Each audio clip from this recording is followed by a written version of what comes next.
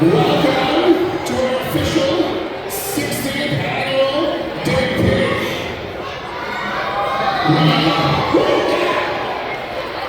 We, as a school and as a community, should be very, very proud. I'm humbled to be part of such an amazing community that recognizes the importance of continuing to raise awareness and funds.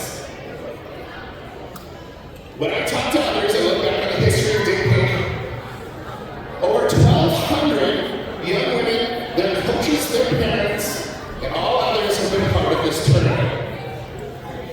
The passion, the drive, determination, and strength of these young women has been on full display. But beyond that, the level of sportsmanship and overwhelming feeling of love and support for the cause, and all the brave women and men who have battled, are battling, and will battle this disease. With team registrations and sales that we've had so far this week, we've already raised over $15,000.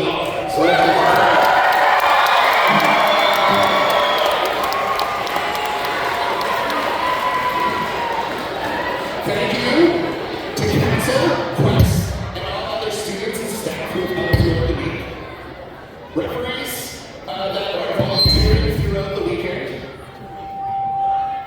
Parent and student volunteers that will be scorekeeping and had already helped with cupcakes yesterday. My organizing committee with Ms. Anna, Ms. Acton, and Mr. Schugraff. And most importantly, these amazing student athletes that we're about to meet. Now, we're going to introduce a couple of the teams. The first team isn't involved in the league, but they are our senior boys volleyball team. Then we are our junior girls, our senior girls. And I want to hear you cheer them on and show them your amazing sides.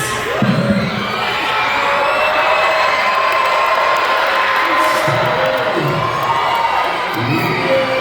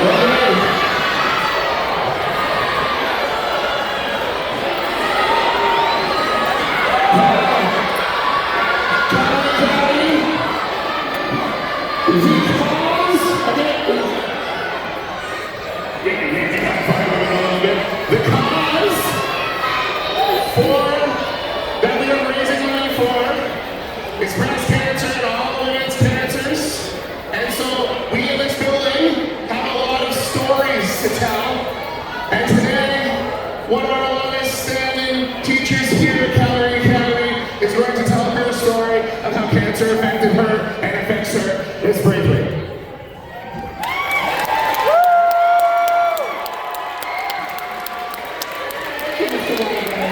I'm going to come closer. Want to see your lovely faces. Hi. So my name is Mrs. Braithwaite, and I teach grade 10, and I've taught here for, this is my 34th year.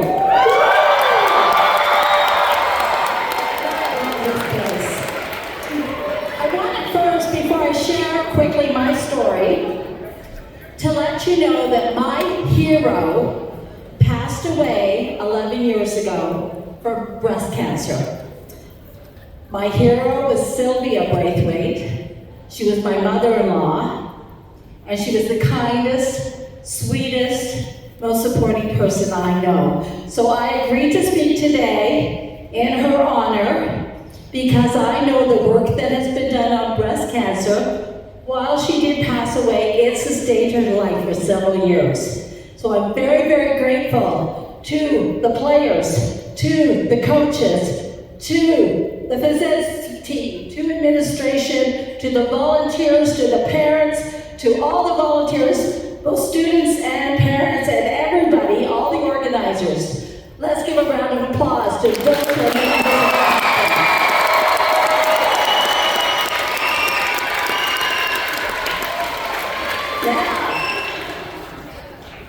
I like to get close to the audience. I have 3 questions that I'm going to answer for you right now. The first question is, oh, Mrs. B, what was your experience with cancer? The second question I'm going to answer is, what does it feel like to have cancer?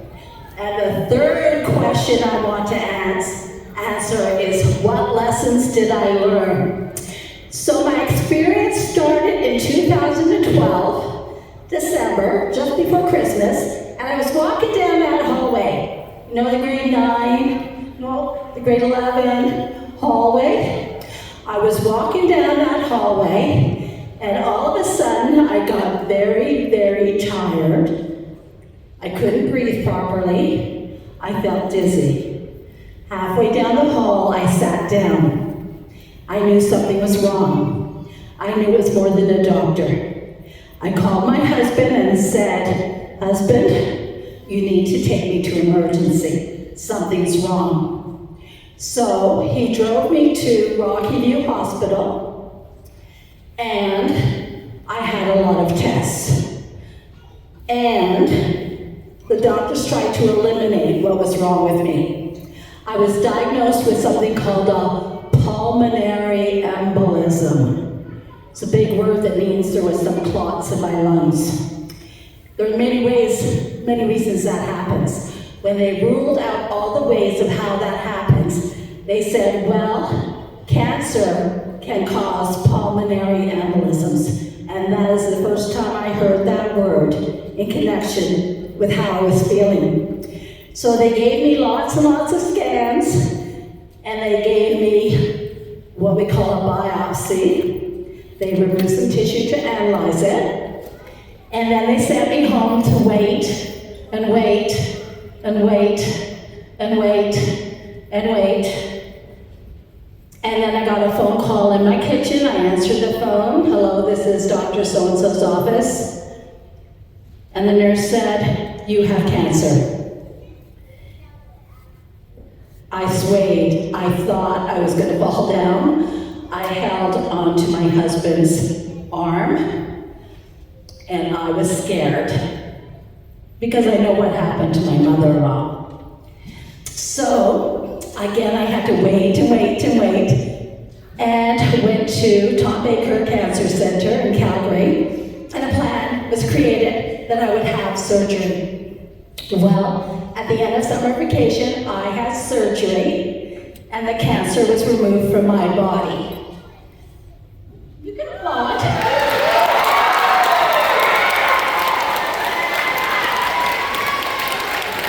Now, There's a little side story. The cancer did not kill me, but I did get an infection and I was in the hospital for 3 months. But anyway, the doctor told me the cancer was completely removed from my body and not to worry about that.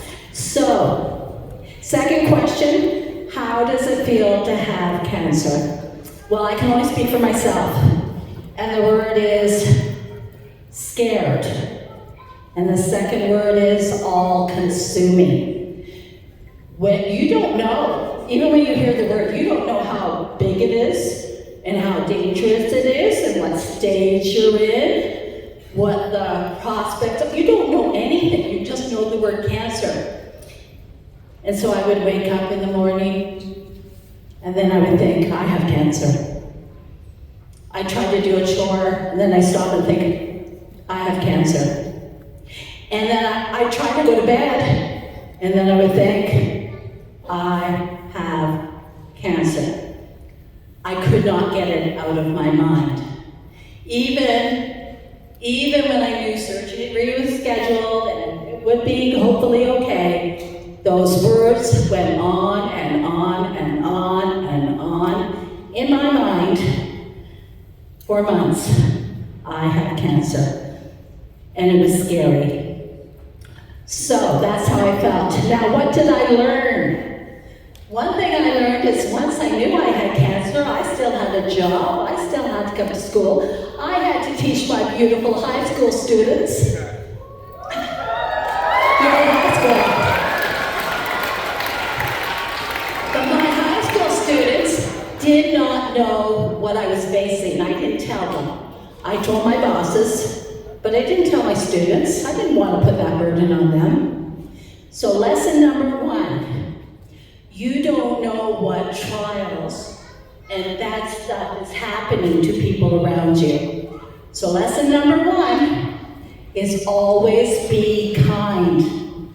Always, always, always be kind to everyone because you don't know what they are facing in their lives. Be kind. Lesson number 2. I don't know if any of you have heard of Fred Rogers. Mr. Rogers? Any Mr. Rogers fans?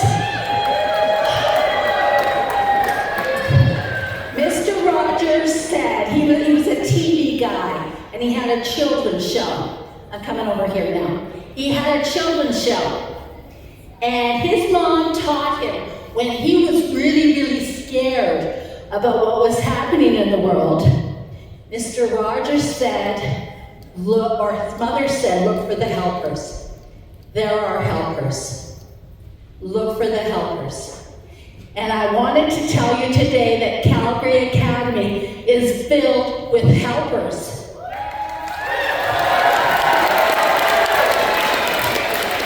When I got sick, people came to visit me from Calgary Academy. Administrators, teachers, they came to visit me. Miss Pfeiffer, I remember the blanket, thank you. They brought me slippers, blankets, cards, beautiful things. They were the helpers. Not only that, I was in the hospital for quite a while, and parents of some of the kids at Calgary Academy, they took care of my kid, who was a student at Calgary Academy, and gave her rides home. They were helpers. And then, support staff, the secretaries, everybody. Teachers, they started a sign-up schedule and sent meals home to my family. They were helpers. And then, I still don't know who did this, but my daughter was a student in grade 10 at Calgary Academy, and someone, I still don't know who, arranged that my daughter would get a hot meal from the cafeteria every single day while mom was in hospital and not able to take care of her. Thank you for the helpers.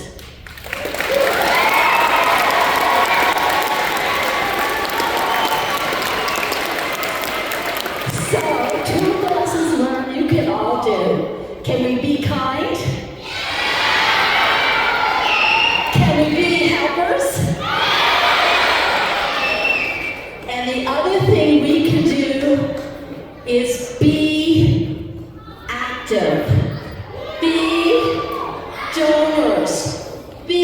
be supporters, be contributors to this great cause. I'll tell you one last thing. When I was scared and obsessed and couldn't get those words, I had cancer out of my mind.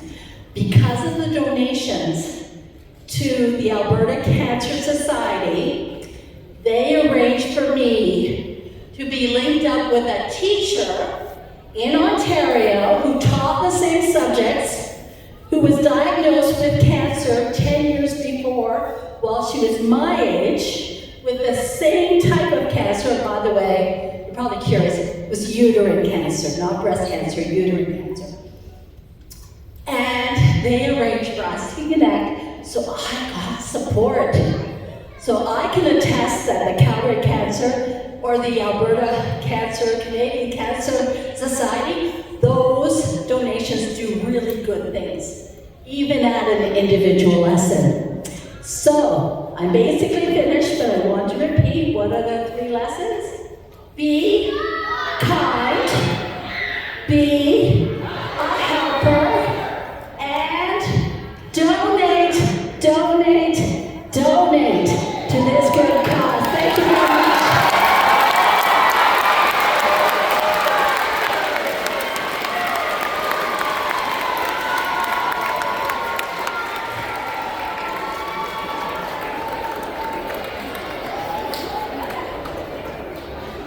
Thank you so much.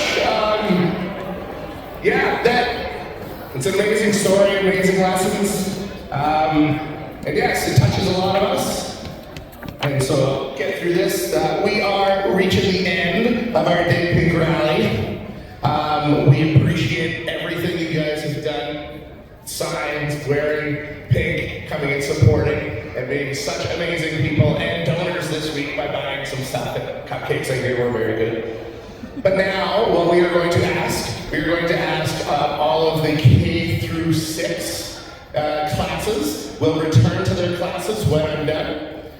The 7 and 8 classes will either return to your classes or your teachers will take you next door, and we are going to have a watch party for the game that's about to happen. And 9 through 12s, if your teachers are okay with it, you guys can stay here and cheer them on, or you'll be heading back to classes too. So, to start, we are going to say goodbye to the K through 6s, and we'll see you there.